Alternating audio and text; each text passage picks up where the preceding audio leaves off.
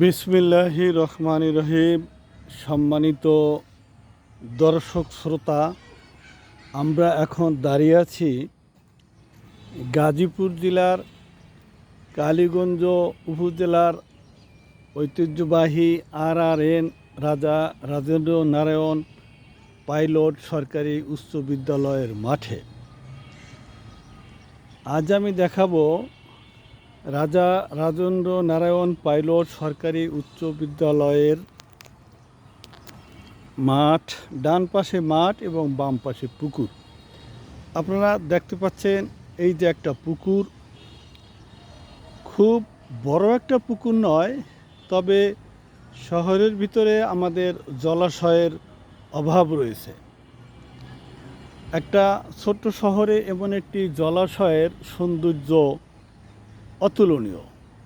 এখান থেকে অক্সিজেন পাওয়া যায় এবং এখানে পুকুর আর এখানে পাশেই মাঠ। এখানে যদি লাইট পোস্ট থাকে এবং এই মাঠে খেলা হয়, আলোটা এই পানির ভিতরে পড়ে, কতই না সৌন্দর্য প্রকাশ পায়, কতই পরিবেশটা কত সুন্দর লাগে। তো আমি আপনাদেরকে বলবো,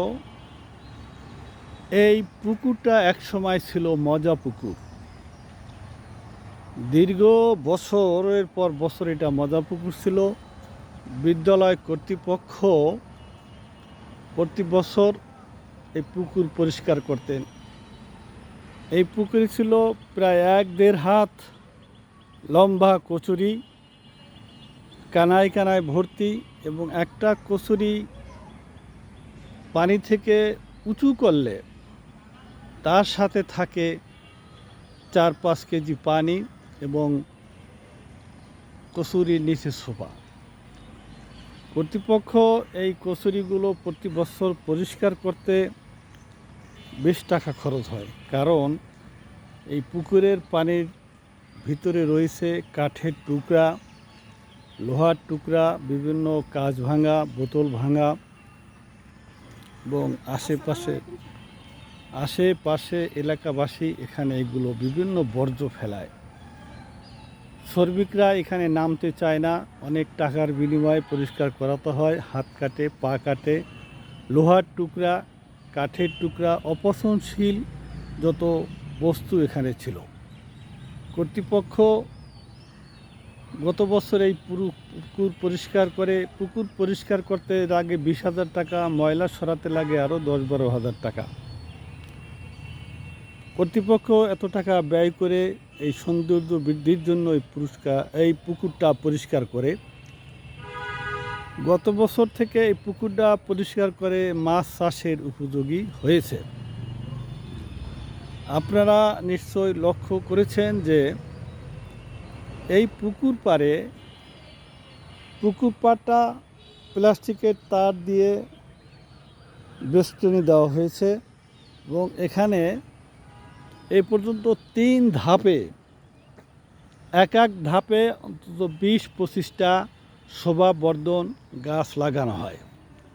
বিদ্যালয় কর্তৃপক্ষ অত্যন্ত সচেতন যে ফলজ গাছ এখানে লাগালে এই ফল নিয়ে এলাকাবাসীর ভিতরে মারামারি হবে, এবং বনজ গাছ লাগালে পাতা ঝরে পুকুরের পানি নষ্ট হবে, যার কারণে সৌন্দর্য বর্ধন গাছগুলো এখানে লাগানো হয়।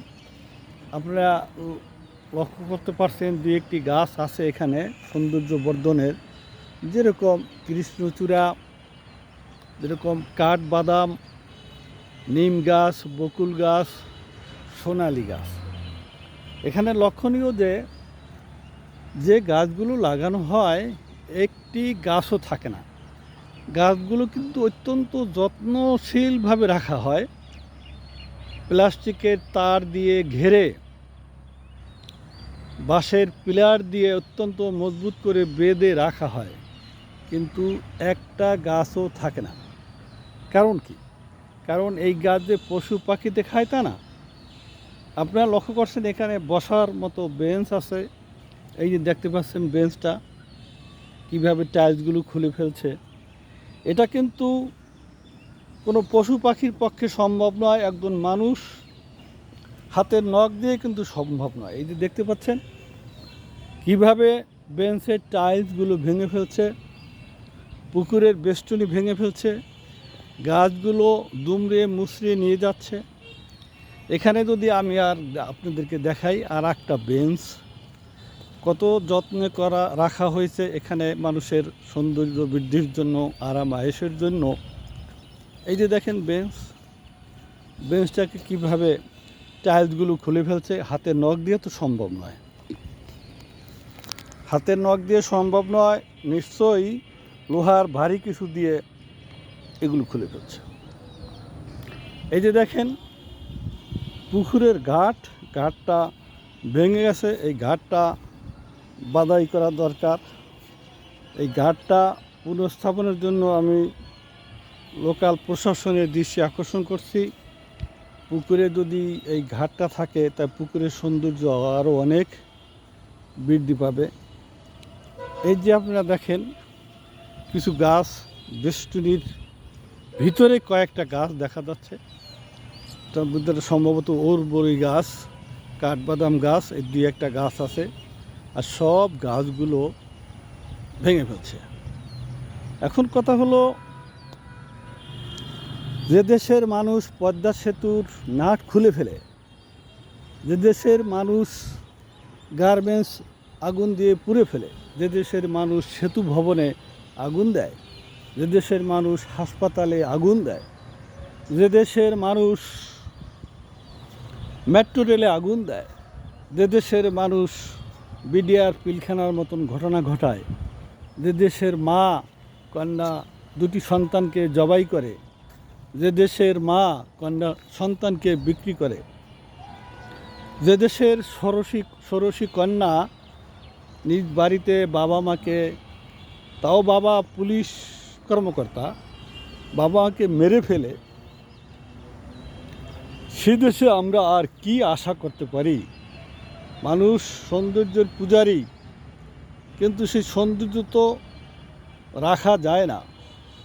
বঙ্গবন্ধু বলছিলেন যে 7 কোটি মানুষ 7.5 কোটি কম্বল দিয়েছে, তা আমার কম্বলটি কোথায়?